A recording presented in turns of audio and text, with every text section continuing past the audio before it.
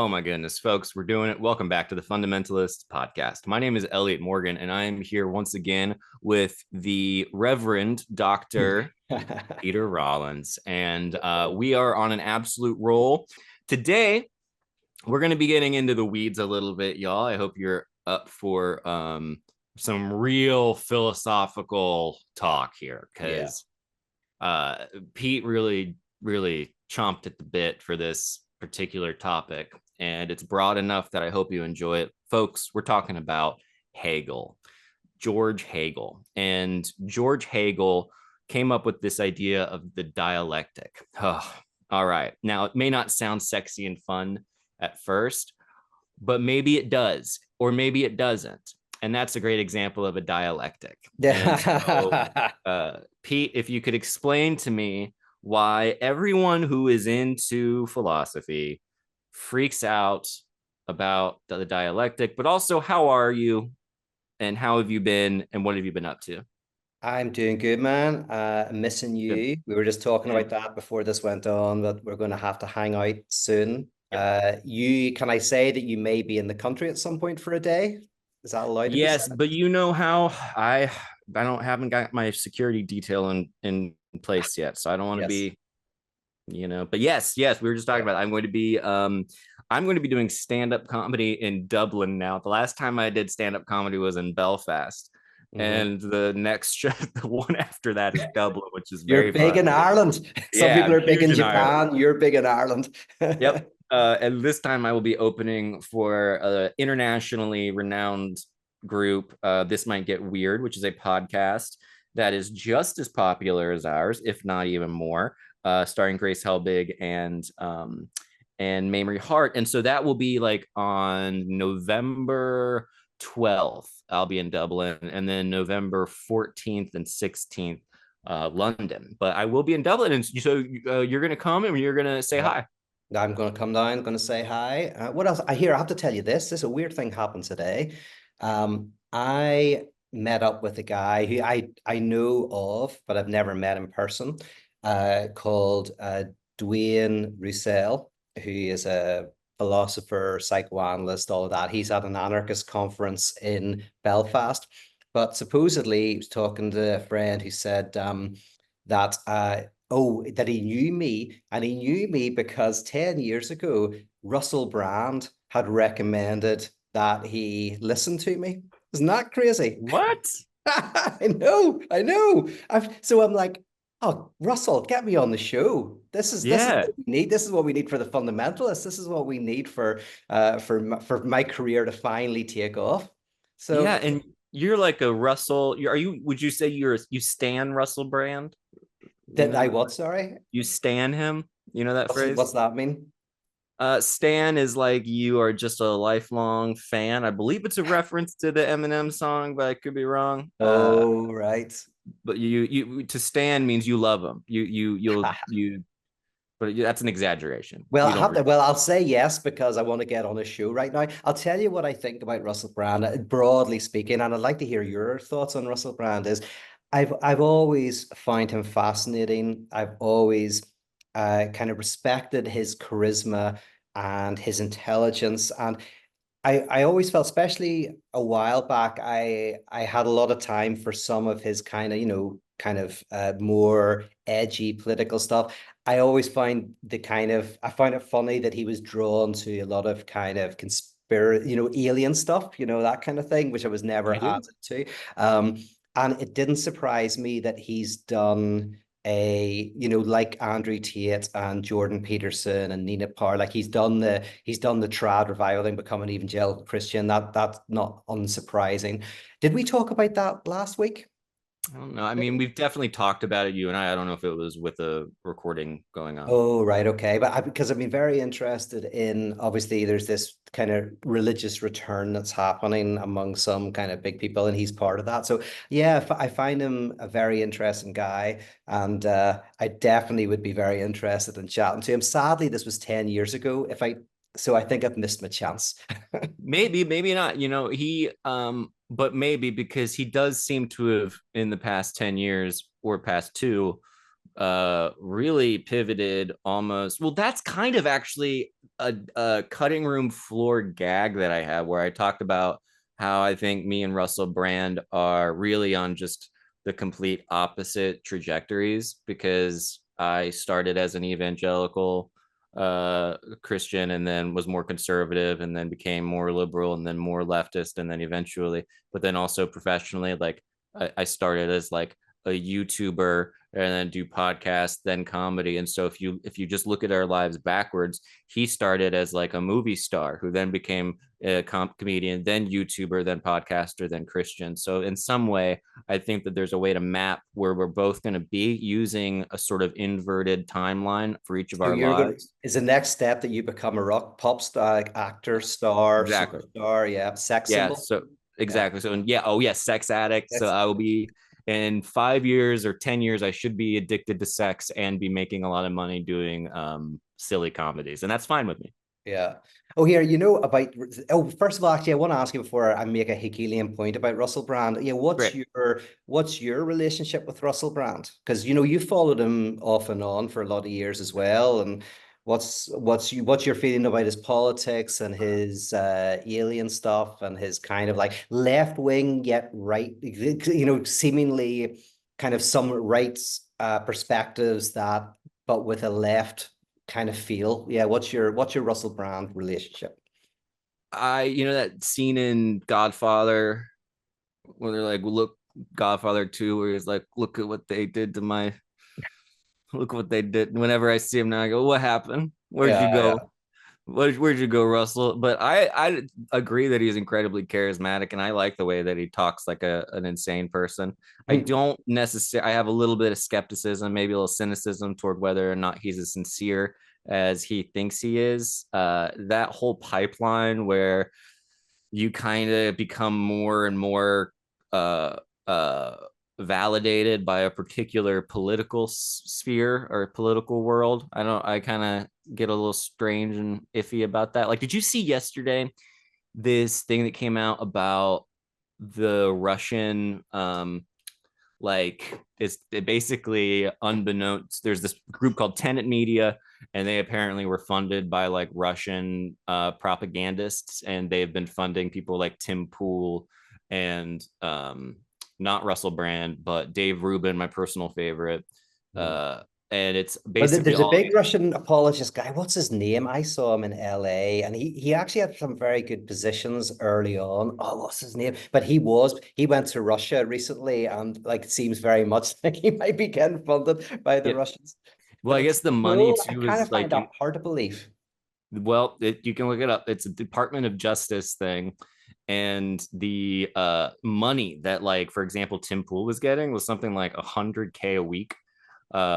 And then there's now all these clips of like him where this is Department of Justice. This I'm isn't like a skeptical. But anyway, but yeah. keep going. Tell me more. Tell me more. But Yeah. yeah, And I'm going to be so skeptical. he it was all just through this Tenant Media thing. And I think Dave Rubin was getting something like 100K a month instead of a week. But like the amount of money that was pouring is does pour into that particular political paradigm leads me to be highly skeptical of Russell Brand's particular level of sincerity.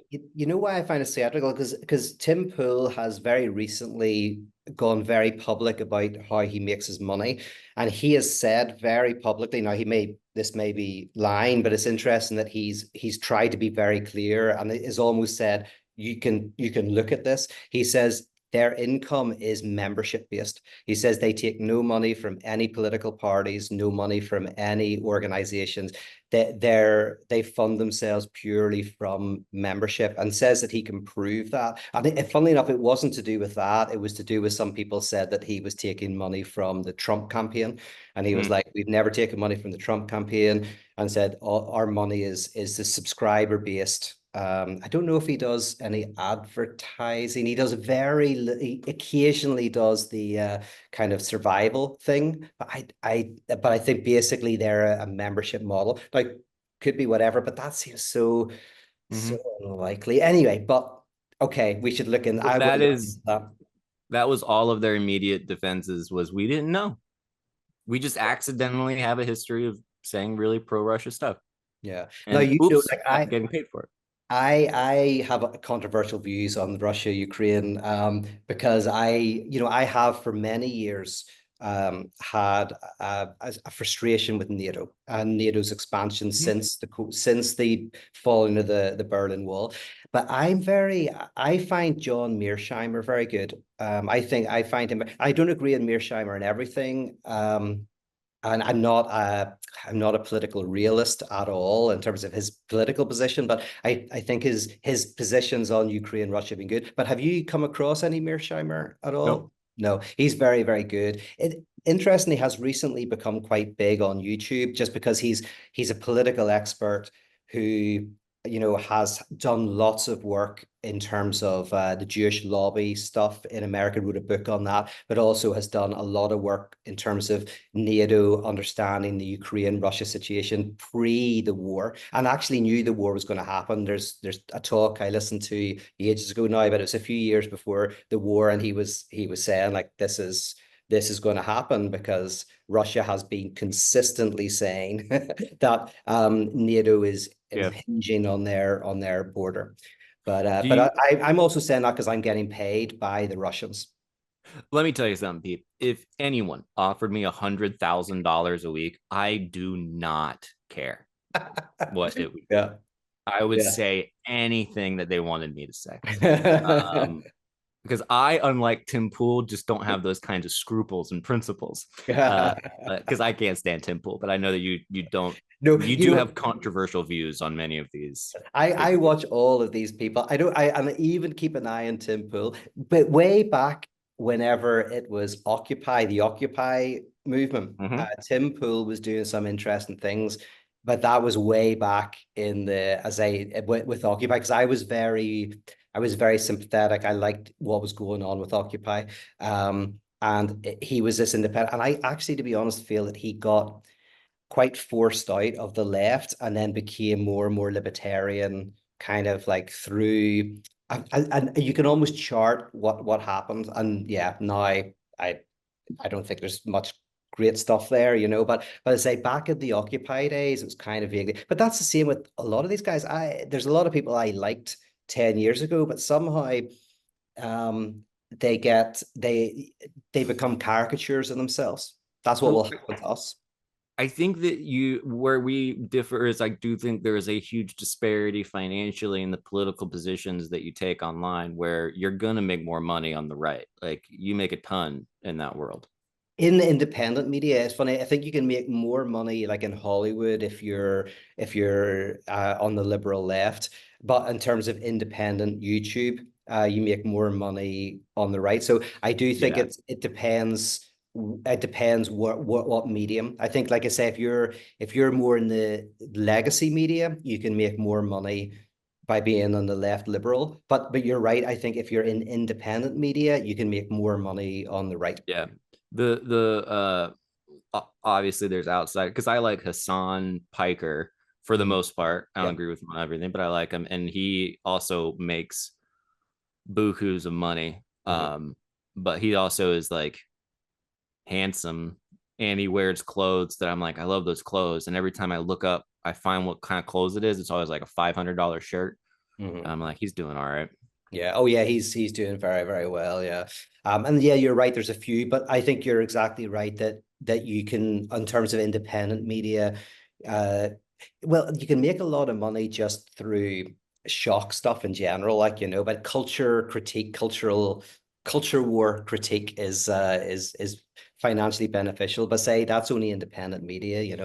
I Um, was watching this clip. I think it was from the Republican convention, and it was like I'd never seen these YouTubers before, and they walked up to Russell Brand and they started calling him a Nazi and saying like, "Good job coming out finally," admitting you're a Nazi, and he just kind of looks at him and walks away. And I was like, well, I found that off-putting, that really because happened. yeah. And I this is in some video of these YouTubers. I don't remember what their names were, Mm. but they were clearly just yelling and Oh. being um, rude at him or whatever. Oh, I But get you. Sorry, I get you now. So they were doing it ironically. Yeah. or they were doing it like genuinely did not like hated him, like Yes, I really were like you're a piece of crap. And I still find the guy highly entertaining to watch. And there is also a group of people who are just like, they hate him. Like he is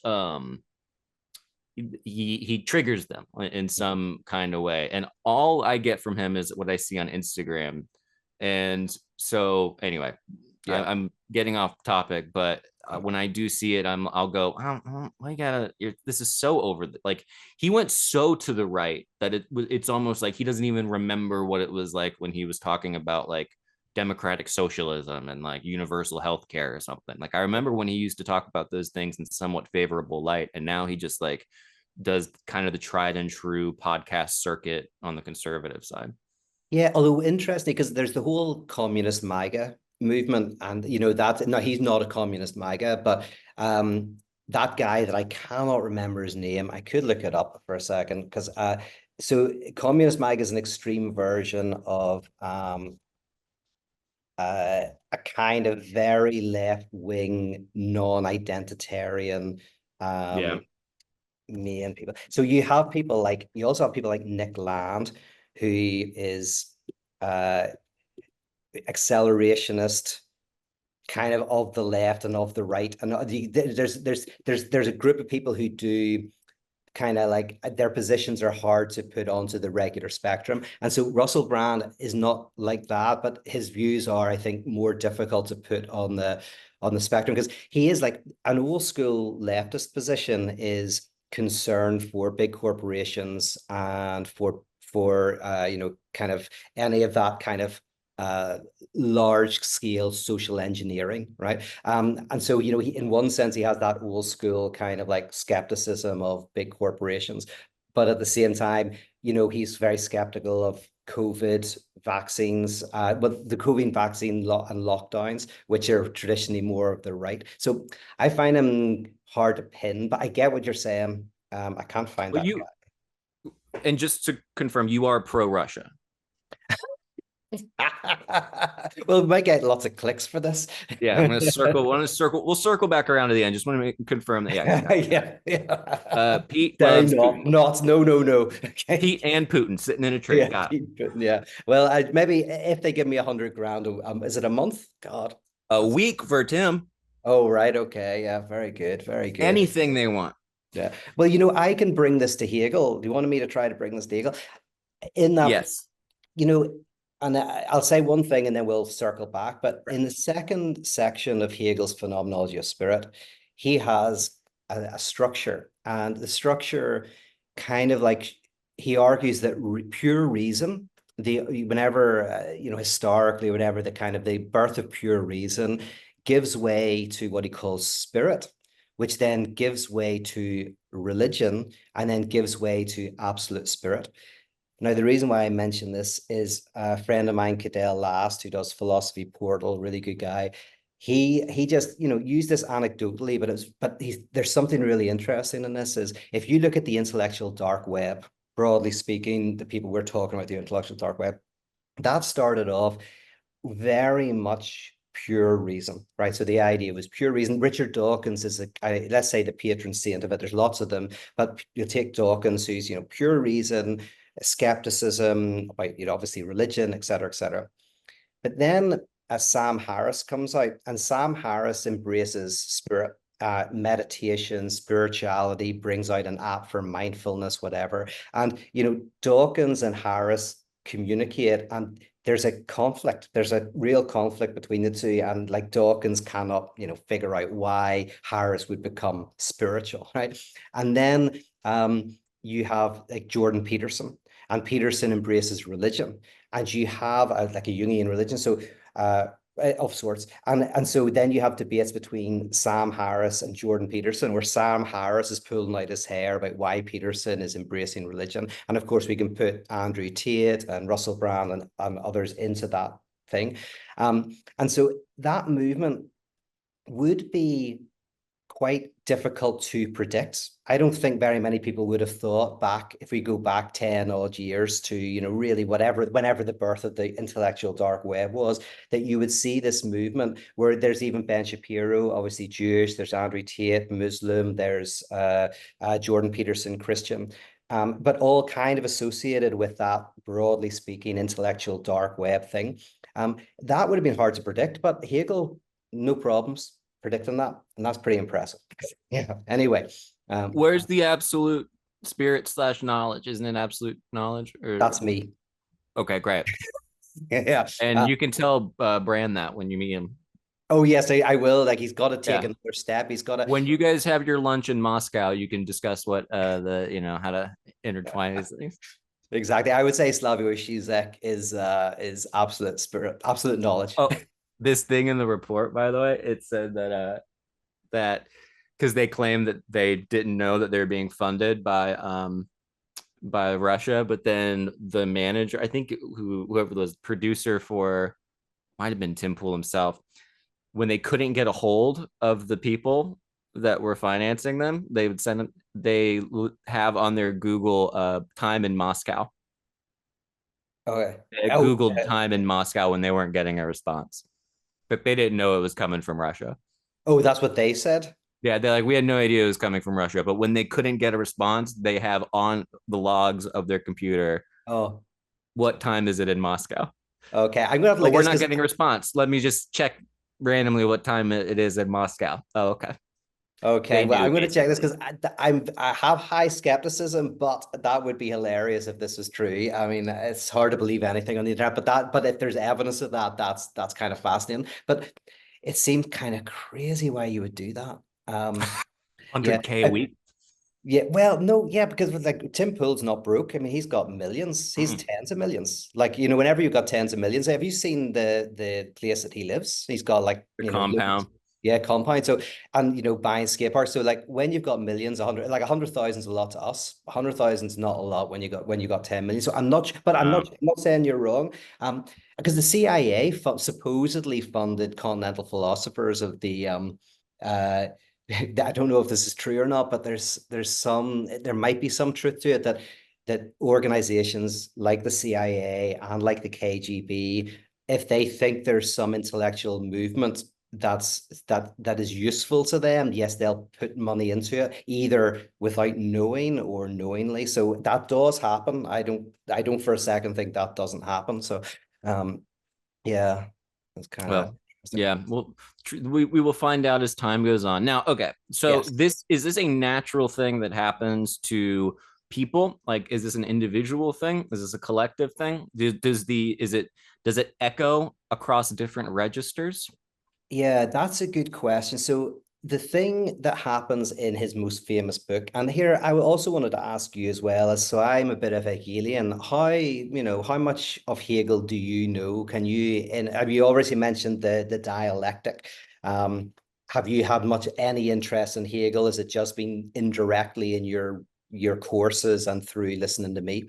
Just you. Yeah, I mean, really, just you in some of the coursework, but it's like so far removed from Hegel, Mm, secondary, tertiary yeah. sources that mostly it's like I like if you were in another room shouting something about Hegel, maybe occasionally I heard something, and that's the extent of it. I don't Yes. really know. I know that he's uh indecipherable and also revolutionary and incredibly difficult and can be understood in different ways and all that stuff. And then I go, Yeah.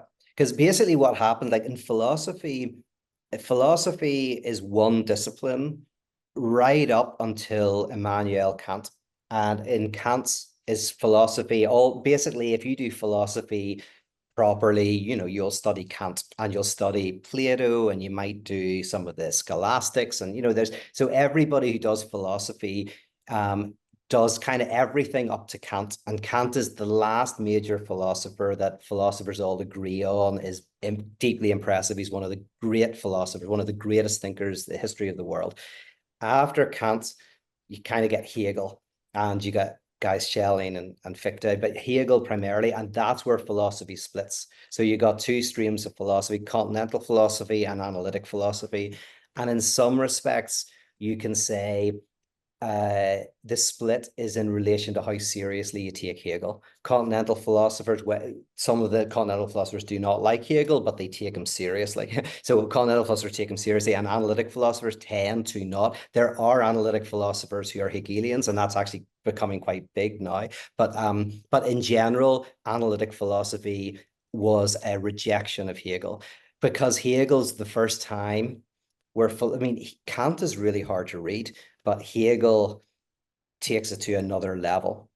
And one of the key ideas in Hegel, which we can unpack, is so counterintuitive that it can sound mad. And it's that now, it's funny enough, Hegel doesn't believe in contradiction at the start. Basically, the whole of Hegel's most famous book, The Phenomenology of Spirit, is a book that uses pure reason. And what happens when he uses pure reason is pure reason keeps coming up to a knot and a problem and a contradiction. And then you try to overcome that contradiction. And then you get another and you get another. And for Hegel, the history of the mind, history of spirit, basically what he means, but mind is a history of trying to overcome contradiction, which that's not controversial. That's pretty, that's makes sense. But what Hegel ultimately kind of says is by the time you get to the end of this process, which starts with what he calls sense certainty. Sense certainty is what like people in LA do with meditation, where you just go, all I'm doing is sensing the world, experiencing the world as it is, without my mind, without concepts. I want to meditate on the tree and just experience the tree as it is. So that's where he starts, sense certainty. And he ends with what's called absolute knowledge. And absolute knowledge is when you realize that contradiction cannot be overcome, that the universe um is is full of contradiction, and there's no way beyond that. So that's Hegel in a nutshell. One reading of Hegel. Okay, and is that so when you say one reading, what is the pie chart of readings? Where does that fit in? Is that the popular mainstream opinion on Hegel, if there is such a thing? Is it fractured into a bunch of different pieces depending on what school of thought you're in? And what's the source of the argument? Like why do people, care? yeah, I mean, I there's hate that really, question, but like especially when it comes to why do people care? But you know what I mean. yeah, no, absolutely. And I suppose there's kind of broadly speaking two major traditions of what Hegel's doing, and then smaller ones. But one is Hegel is the person who tries to think everything. So basically, it's almost the opposite of what I said. It's Hegel thinks through the history of the development of consciousness, the development of mind, the development of the universe, and by the time you spend 10 years studying Hegel, absolute knowledge is where basically you see how everything is interconnected and everything leads to everything else. You kind of basically the problem with the difficulty with Hegel, he's such a systematic thinker, a totalizing thinker, that it's almost like he thinks everything, and that's what absolute knowledge is. So there's some people who think that Hegel tried to explain everything. And then the other interpretation is, Hegel gets to the point where he says to understand everything is to understand that everything cannot be understood. And so non-understanding is woven into the understanding. So that's kind of Hegel. But I'll say it like this as well. There's a very popular reading of Hegel, less so now, that the dialectic is there's a position, affirmation, you believe something, that leads to someone saying the opposite, and which is the negation, and then there, which is the antithesis, and then there's a synthesis. So there's a thesis, God Mm-hmm. exists, there's an antithesis, God doesn't exist, and then there's a synthesis that brings these two together in a higher insight. And that's not Hegel. But that's the popular view of Hegel, that he's always I see. taking, positions and going like there's an argument, there's the thesis, there's an antithesis, then there's a synthesis. That synthesis becomes a new thesis, then there's an Mm-hmm. antithesis, then there's a new synthesis, and it basically flows like that.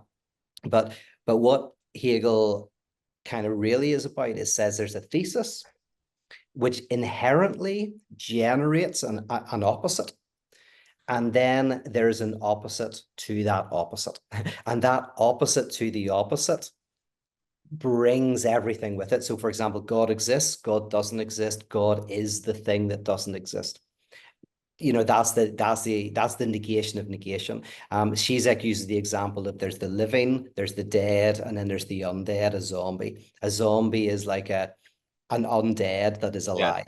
And so Hegel kind of does this kind of thinking that that gets to the point where this negation of negation leads to a deep insight into, I don't know, into, thought. Yeah. Could you say ghost as well as zombie, or would Yeah, that not? ghost, zombie, Okay. yeah. I suppose a ghost, Because yeah, ghost would be because it's a living dead. It's so weird. It's like, is it alive or is it dead? but yeah, so it's like a negation. Okay, so it's the negation, it's the opposite of the opposite. So it's not like it's not like a compromise, or Yeah. it is both things. Yes, it's almost like you could say, for example, there is speech and there is silence, and then there is a type of silence in a relationship that is speech, that says something, right? So there's a difference between not talking to your partner and not talking to your partner. And Yeah, the negation of negation is, there's the presence, somebody is there, there's the absence, somebody isn't there, and then there's the presence of an absence, someone isn't there and their absence is felt. And like, so Jean-Paul Sartre said, if you're in a cafe waiting for your beloved and your beloved hasn't shown up, they're absent to everybody else in the coffee shop, but they're absent to you in a way that is present. yeah. So Cool. these are just examples. Yeah. Yeah. Why is it such a revelatory thing, this dialectic? Because the what was it? Was it the Socratic, like Yeah. Socrates back in? I mean, it sounds like the same idea. So I'm confused on what this like. Okay, it's the opposite of the opposite. Like, why is that such a revolutionary idea? Like, what is so different about it than the Socratic method of just bouncing things back and forth? Yeah, so and they're interconnected. So dialectics has always been in philosophy, and as you said, like right back at the beginning, a dialectic is what Socrates was doing, where he would say a position, he would also then argue the opposite. And one of the great things about Socrates was he didn't really give knowledge so much as he asked so many questions that people got tied up in knots, and this dialectic back and forth of, but the difference is, and Hegel took this and went so deep in it that the Hegelian dialectic is something isn't different from another thing. Something is different from itself, right? So, and that's where dialect. So, for example, Peter Rollins, I'm also not myself. Like I have my identity, but I'm also not me. Because and so as in my ego, my sense of self, like if you've seen Total Recall, where somebody realizes that they've got false memories, they're really somebody else. In a way, we're all like that. So there's a sense which I'm not just different from you. So I am different from you, but I'm also different from myself. Yeah, And that's very complicated to start getting your head around that I don't just have different views from yourself. I have different views from myself. And that's what in psychoanalysis is called the unconscious, is the non-oneness of a person with themselves. We are what's called hysterical. A hysteric goes like, I feel imposter syndrome. I'm a teacher, but am I a teacher?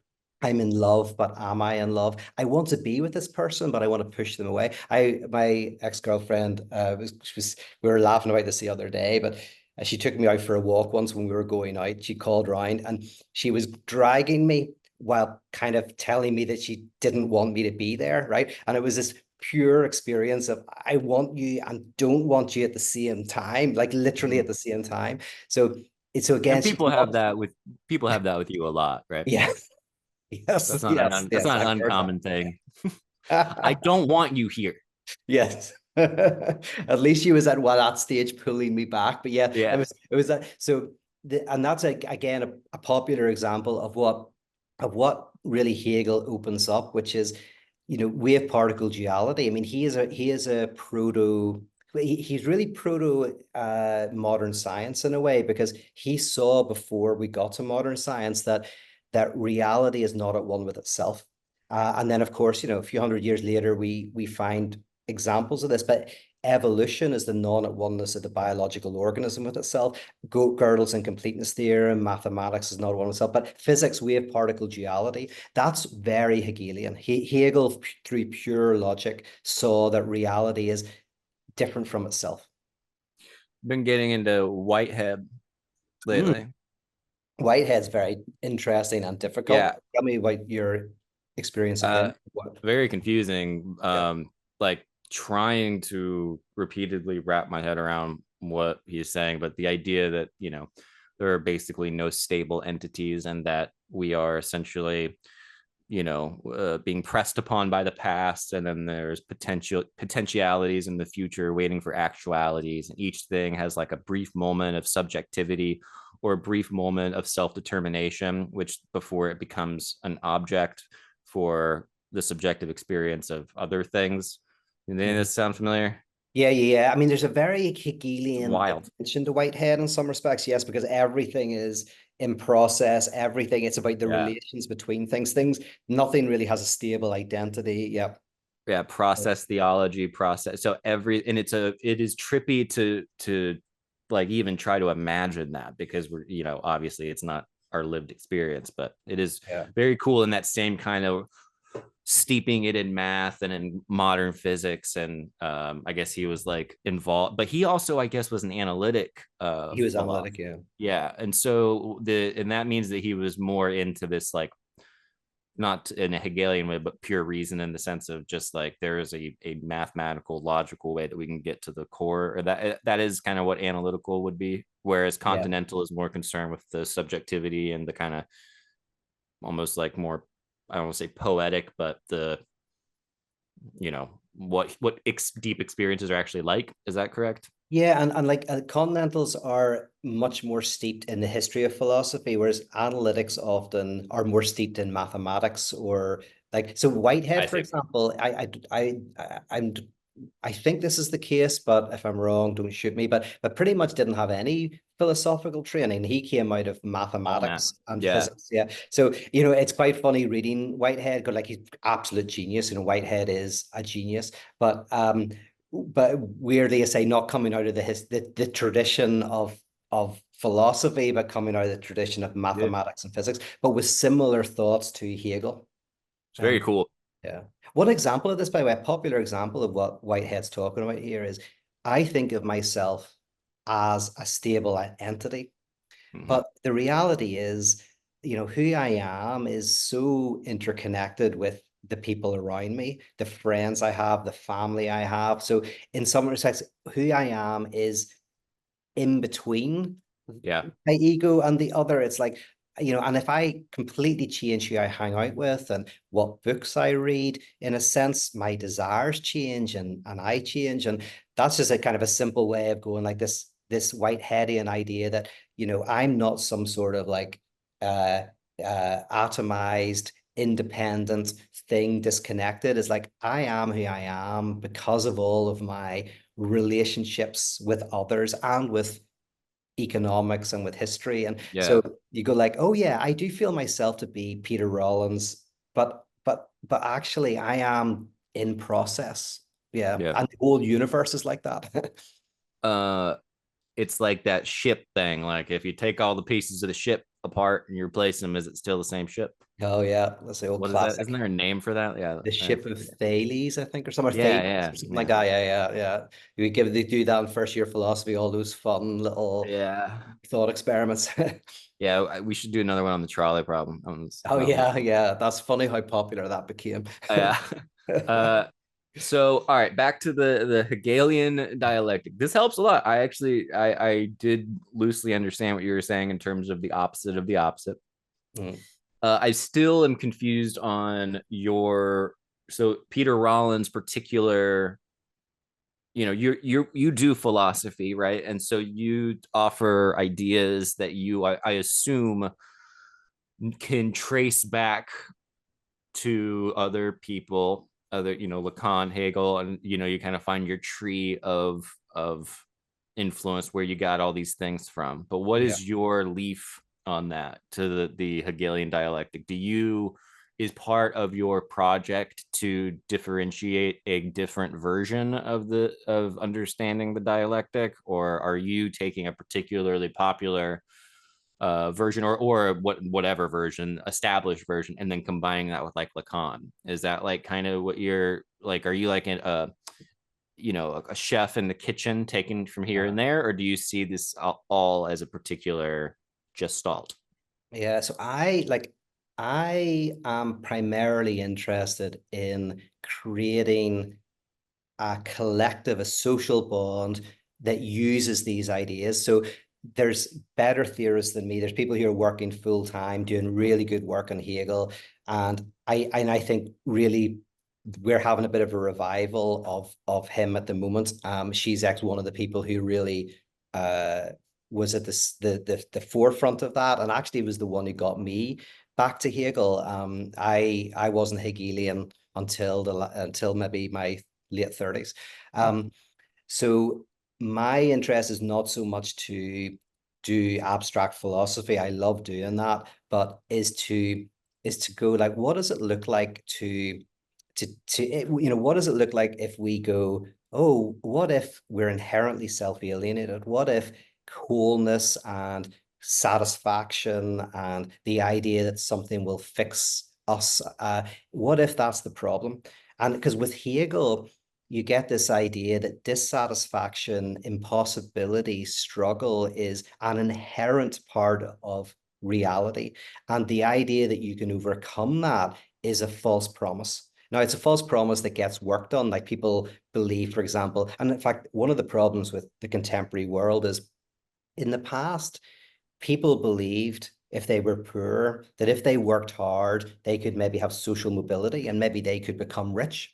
And, in the 50s and 60s, you could have a big house with a lawn and, two cars and whatever, right? But more and more, that promise people don't believe in it anymore, less and less. Like more and more people go, I could work really hard 6 days a week and I'll never climb the social ladder. I don't think I'll ever be able to get rich, right? So in the same way, religion stopped being effective, not because it changed its promise of heaven. If you work hard, you'll go to heaven. It's just that became unconvincing to Yeah. the modern person, right? In a similar way, we're currently seeing that more and more people are unconvinced by the promise of consumerism. And and therefore, when you don't believe in it anymore, you might want to opt out, which I think is a pretty good thing to do, right? But how it's worked in the past is it keeps you hooked by promising that you can, get to a place where you can be rich and happy and famous and everything's going to be wonderful and you don't have to worry. Now, Hegel helps free you from that illusion. So my work is partly taking Hegelian, Lacanian thought and saying this is really useful to help you uh, live differently and probably kind of overcome, a lot of modern symptoms You like know, like what? I was going to say just like melancholy and Yeah. burnout and fatigue, all the kind of modern symptoms. Yeah. Um, a couple weeks ago, I was talking with my good friend Joseph Daniel Beretta, Uh, JD Beretta, and I he had a dream about him, by the way, a few weeks ago. really. Yeah, it was a weird dream, and I did write to him to go, you were in my dreams, you dirty bastard. Oh, So nice. yeah, so yeah. Anyway, keep going.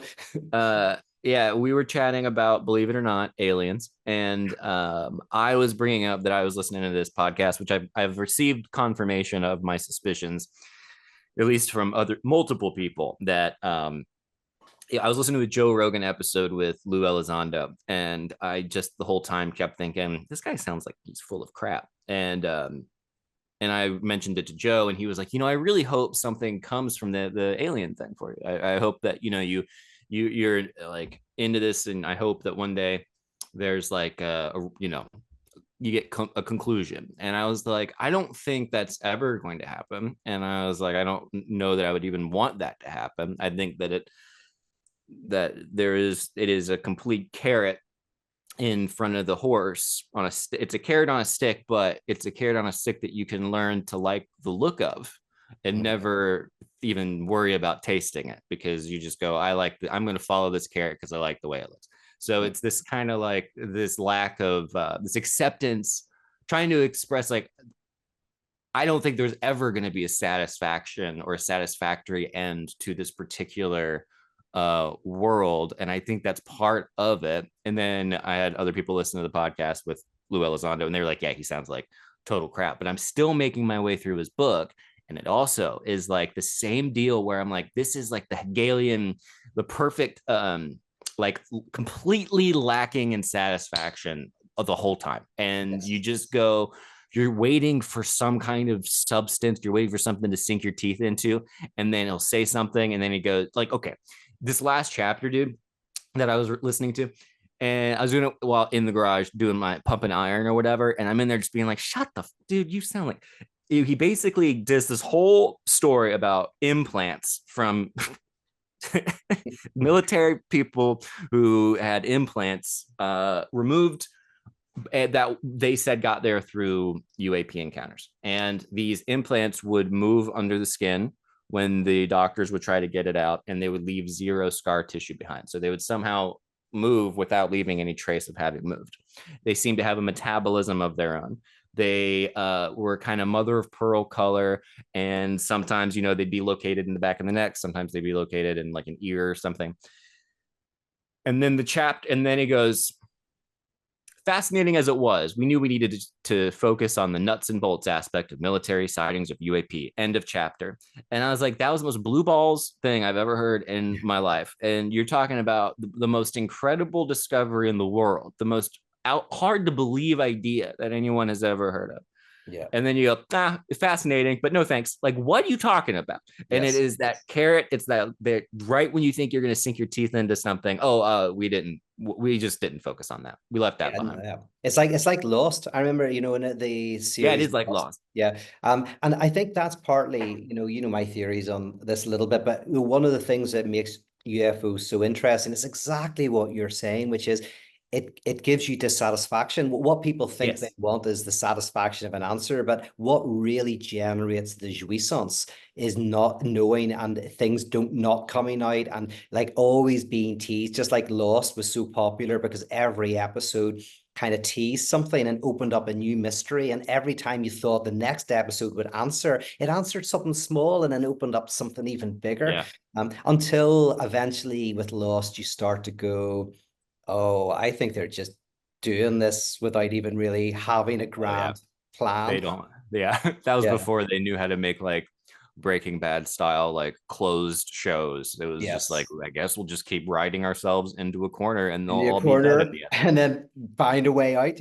I mean, Yep. even within religion, the cults that are always about the second coming, and they make predictions and they don't happen, they make more predictions, and you kind of go, well, why do they keep doing it? Because it doesn't work. You go like, that's the reason. This is Yeah. another dialectic, is people think that, say, for example, contemporary consumerism, it either works and you go, oh, it works, and it's generating creativity, and the high tides raising all boats, or you go, it's not working, creates depressions and depressions and recessions and economic catastrophe. But the truth is, it works because it doesn't. There's a certain Yeah. kind of dissatisfaction that's created that we enjoy. And it's the same in relationships. You either go, oh, a relationship works or it doesn't. But no, relationships don't work in a way that works. Now, they can not work in a way that's painful, and we stay in relationships because we love the suffering. But a good relationship doesn't work in a way that works. It doesn't Yeah. work. That's what Lacan means by there's no such thing as a sexual relation, is that there's always going to be antagonism in your relationships. But can you have that antagonism that somehow is kind of enjoyable and kind of works? But again, that's a dialectic. It's the thesis is a relationship works, the antithesis is a relationship doesn't work, and the negation of negation is a relationship doesn't work in a way that works.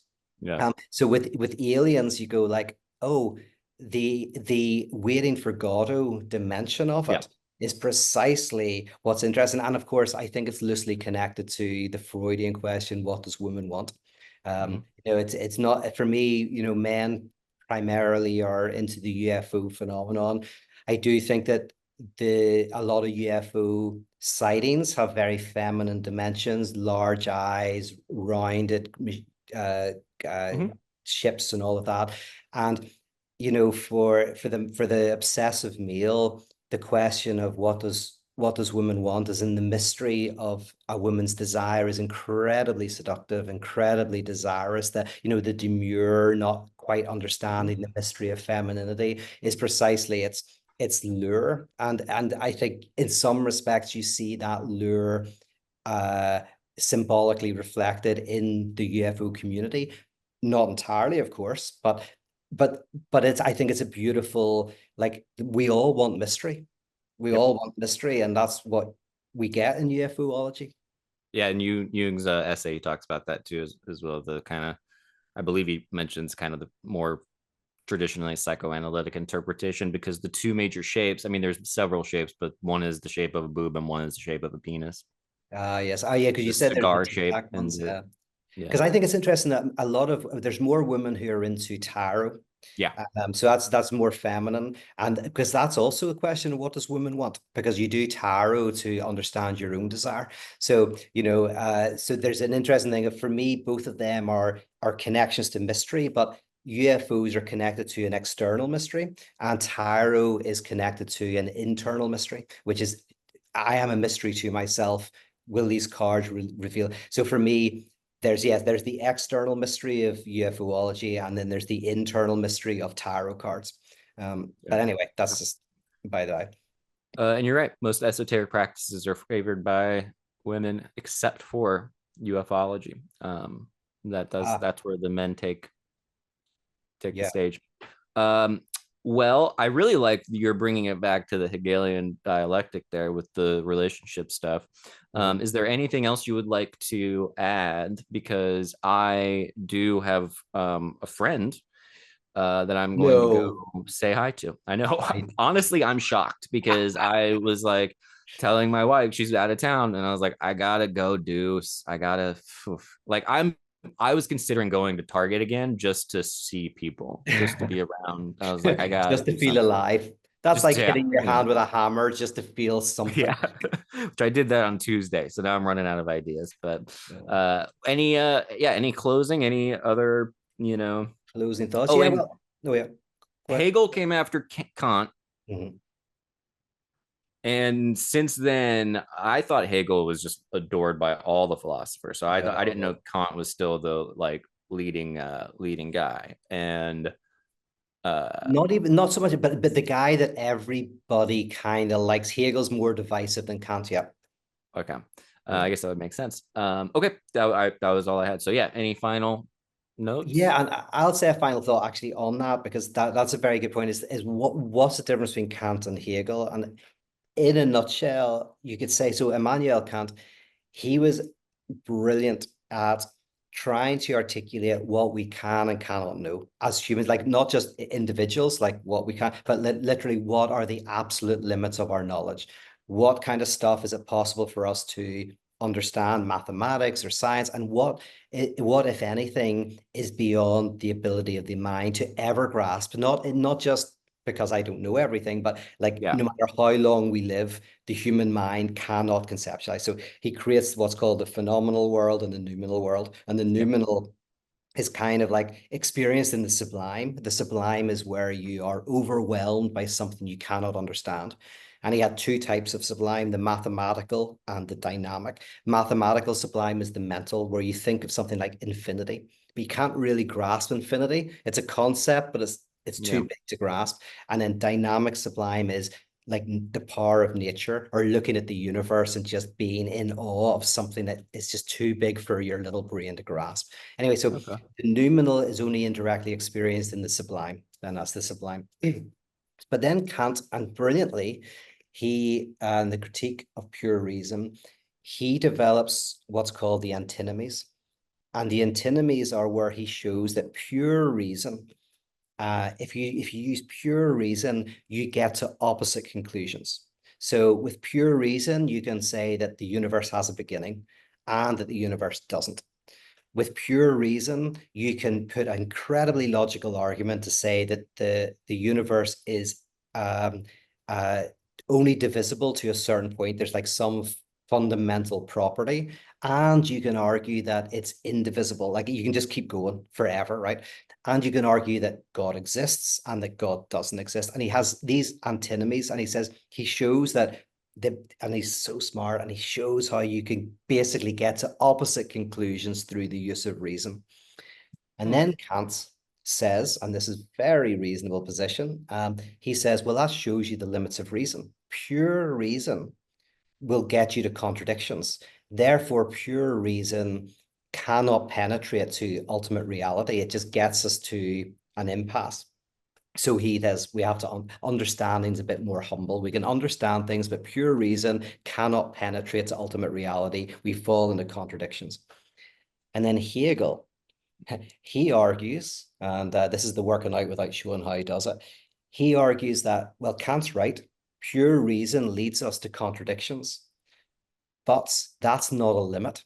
That shows us that the universe is contradictory. That's not a limit to our knowledge. That is an insight into the very Yeah. structure of reality. So that's the difference between Kant and Hegel. And that's why Hegel's more controversial, because that idea that the universe is contradictory is very hard to get your head around. It's easier now if people are schooled in the highly advanced mathematics or highly advanced physics. That idea is easier to grasp, but it's still not graspable by your mind. You know, a lot of physicists say that the double slit experiment, for example, it's like you can't really understand it. Like you can understand the Yeah. math, but you can't imagine it. You can't imagine wave particle duality. It's kind of like you can understand it mathematically, but the brain just, you know, Hmm. it's a real limit to the brain. And that's, so I'll finish. That's my kind of like thought, is like Hegel basically says that the contradictions that Kant exposed are not a limit that means we don't understand the absolute nature of reality, but is an insight into the absolute nature of reality. Any thoughts from you? Christ dies on the cross and the curtain rips. There's That's nothing it. behind it. My God, why have you forsaken me? That's Hegelian. That's why it's death of God theology, because that's where the absolute experience is self-alienation. Yeah. Man, God, ugh. I'm glad other people do that stuff, man, and just think things and then go, "Hey, I thought stuff. Here's some stuff I thought, and this is Yeah, pretty crazy." pretty Um, crazy. Good stuff, man. That is an excellent explanation as far as I know. Hmm. If others have any critiques of your pure reason, they Yeah. can let you know on their own time. But I enjoyed it very much. Yes. Um, that's all I have. I have no, And we're open. I We're feel like open. I've reached, yeah, Yeah. I've reached absolute knowledge. So thank you. You've reached absolute knowledge, and we are open to being paid off by Russia. Let's just put Yeah, that out there. Yeah. absolutely. Even Brilliant. more so than we already are. Thanks, Brilliant. All everybody. right. Great to see you, man. Bye.